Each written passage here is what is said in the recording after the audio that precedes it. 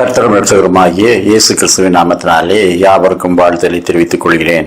ஒரு ஆவிக்குரிய மனுஷன் ஒரு பட்டணத்துக்கு போகும் சாலையின் ஓரத்தில் உள்ள ஒரு மரத்தடியிலே முழங்காற்படியிட்டு அந்த பட்டணத்துக்காக ஜெபித்துக் கொண்டிருந்தான். கரிய ஒரு உருவம் அவனுடைய ஆத்மாவிலே கண்ணுக்கு தெரிந்தது. அதற்கு பெயர் மரணம் என்று பெயர்.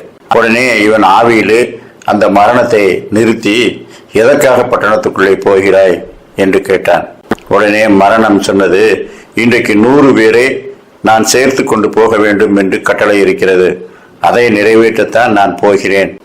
அப்பொழுது இவன் ஜெபித்தான், ஆண்டவரே, உம்மை ஏற்றுக்கொள்ளாத ஆத்மாக்களை இந்த மரணம் பிடித்தால் அவர்கள் எல்லாம் நரகத்துக்கல்லவா செல்வார்கள்.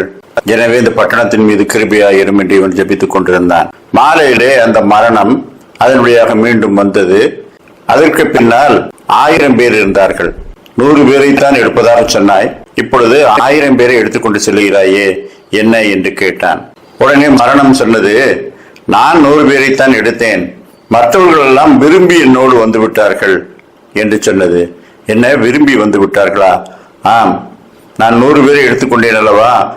அவர்கள் நிமித்தம் அழுது நம்பிக்கையற்றவர்கள், தங்களுடைய பலவிதமான முயற்சிகளிலே தோற்று இனி நமக்கு எதிர்காலம் இல்லை என்று நினைப்பவர்கள், பலவிதமான குடும்ப கவலைகளினாலே பாதிக்கப்பட்டவர்கள், இன்னும் தன்னுடைய இயலாமையை எண்ணி வருந்துகிறவர்கள், தாங்கள் நினைத்ததை அடைய முடியவில்லையே என்று மனம் உடைந்தவர்கள், இவர்களுடைய கவலை எல்லாம் அவர்களை கொஞ்சம் கொஞ்சமாக ஒடுக்கிக் கொண்டே வந்தது. இவர்கள் நோய்வாய்ப்பட்டு பல இடங்களிலும் படுத்திருந்தார்கள். எப்பொழுது நாங்கள் மரிப்போம் என்று கேட்டுக்கொண்டிருந்தார்கள்.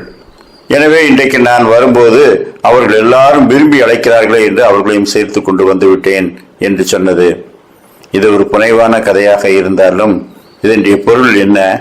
அநேகர் கவலைகளினாலும் கண்ணீரினாலும் தங்கள் இருதயத்தை ஒடுக்குகிறார்கள். கர்த்தரிடத்திலே வந்து அறிக்கை செய்து பாவங்களை விட்டுவிட்டு பாவ மன்னிப்பாகிய ரட்சிப்பை பெற்று சந்தோஷமுள்ள ஒரு வாழ்க்கையை பெற்றுக்கொள்ளாமல் பலவிதமான காரியங்களை சிந்தித்து தங்களுடைய சரீரத்திலே பலவிதமான நோய்களை ஏற்படுத்திக் கொள்கிறார்கள். டாக்டர்கள் சொல்லுகிறார்கள், அநேகருடைய கவலை தான் அவர்களை ஒடுக்குகிறது. சிறிய நோய்வாய்ப்பட்டவர்களும் அதை குறித்து அதிகமாய் சிந்தித்து கவலைப்படுவதனால இன்னும் அதிகமாய் அந்த நோய் அவர்களுக்குள்ளே வளர்ந்து பெறுகிறது.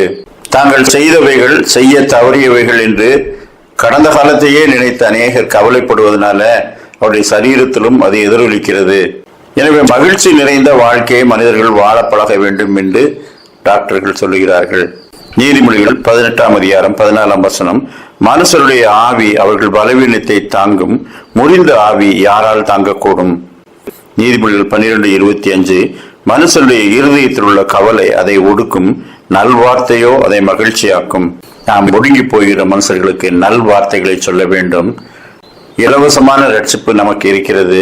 நம்மை குறித்து கவலைப்படுகிற ஒருவர் இருக்கிறார். அவரே நம்மை படைத்தவர். அவரை அறிந்து அவரை பற்றிக் கொள்ளுங்கள் என்று சொல்ல வேண்டும்.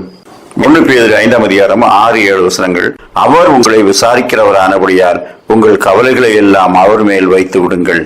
உலகத்தையும் அதன் குடிகளையும் போஷித்து காத்து நடத்துகிற தேவன் தம்முடைய பிள்ளைகள் மேல் கரிசனையாயிருந்து அவர்களை அனுதினமும் விசாரிக்கிறார். நம்முடைய கவலைகளை எல்லாம் கர்த்தரிடத்திலே வைத்து நாம் ஒடுங்கி போகாமல் கர்த்தரை ஆராதிக்கிறவர்களாய் அவரிலே பலப்பட்டவர்களாய் வாழ கர்த்தர் தாமே நமக்கு நல்ல சிந்தனைகளை தந்தருள்வாராக. ஆமேன்.